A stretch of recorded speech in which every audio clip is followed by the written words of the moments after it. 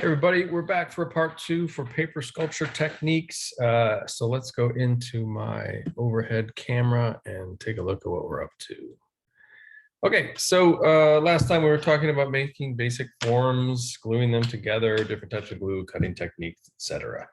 I wanted to talk a little bit about some different types of construction methods. So let's say we had something like this and we wanted to attach it to the flat side of something like this. You know, this can be difficult to glue from here to here onto here. So one method that we could do is just use a series of simple cut tabs. So this is just a rectangular piece of paper folded in half for something like this. What I could do, if you could imagine this to be the paper here, put the tube inside, this little piece goes in there and attaches it together, right? So it remains hidden. So in this case, what we could do would be, I'll use the hot glue gun here. I'll put a little bit of hot glue on this one side of the tab. You can see that. And let's just make sure we autofocus. Okay, we're good. So I got a little thing there. I'm going to carefully put this inside of my cylinder and just simply glue it there so it's flush on the bottom. So you can see I've got the tab glued into the inside. Hot glue will give you these stringy things. Make sure you get rid of them for your project. They can just cut with the scissors or pull off. Anyway, there's that. So now here's my paper surface. I can simply glue the bottom of this piece. All right, some hot glue on there. Put it down on my surface, press it down, and now I have the piece attached. Okay, so that holds pretty well. Now with only one tab, of course, this could lift in different ways. So I may want to include 2 tabs if I really want to hold this tight. But that's a great way to create a form. I'm sorry, going to the wrong camera here. That's a great way to create a form that sort of connects to those different things. Tabs can be added to any size, any source that you're working with. And remember, you can build them in, as in this model, we added the tab on the inside right here, so we could glue that all up together. So little scraps of paper can create tab forms that can make really complex connections, which is great. If you were to think about making a complex curve with these 2 shapes, and we wanted them to have some sort of depth, we would need a more complex system to do that. This is a spline curve triangular cut where I've simply created a strip of paper. I drew some lines across it with a ruler. I don't know if you can see this. Let's go in the shade here. I drew a line across of it, and then I just, with the scissors, I'm just simply going through and kind of at random, just cutting the triangles going right up to that line that I drew, and just cutting these out. Now the triangles are going to actually be a bunch of little tabs that we're going to attach to our model on both sides, and I'll show you how that works. So once I have this, then what I'll do is take a ruler, line it up here with the line, score this really gently. Okay, and now what I can do with this is, now that these are scored, I can start to fold these down. So these all just can easily fold. Let's go here so you can see I'm just pushing these down and they're easily folding down along that nice crisp edge of that line. So what we'll do with this then is, with all of these tabs, and this is going to take a little bit of time to glue it, but this is how you can get really interesting curves and forms coming together, is with this, I can essentially bend it to match the curve, right? So ever so carefully, and hot glue is going to be your friend for something like this. You know, what I would do is start to, let's say this side, we'll just put a few little drops of hot glue here on this. There we go. And I'm not going to do them all because I won't have enough time.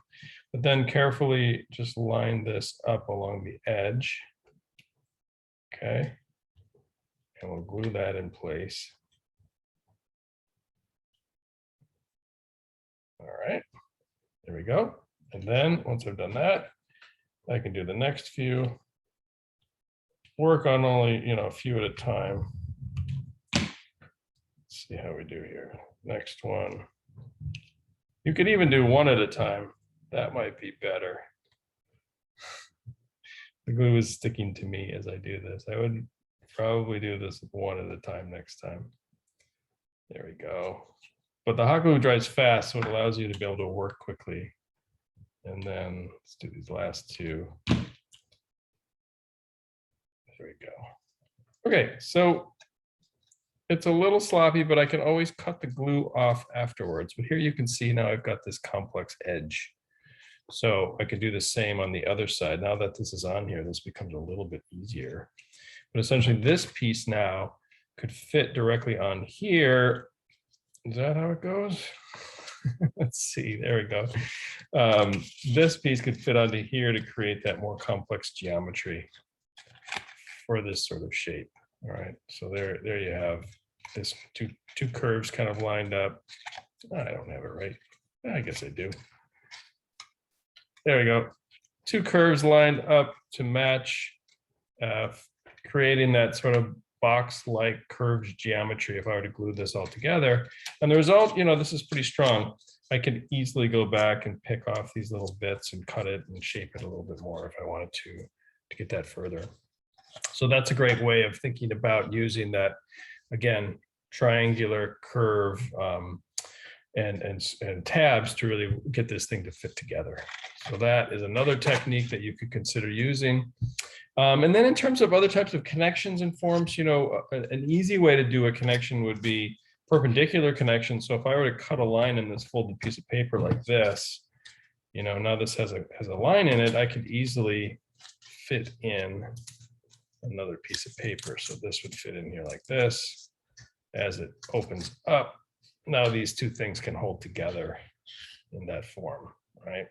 So this slotted system maybe doesn't even need glue, but can be a way to connect things or make those, you know, different perpendicular connections for those things to come through. Finally, you know, I just want to talk a little bit about different types of forms.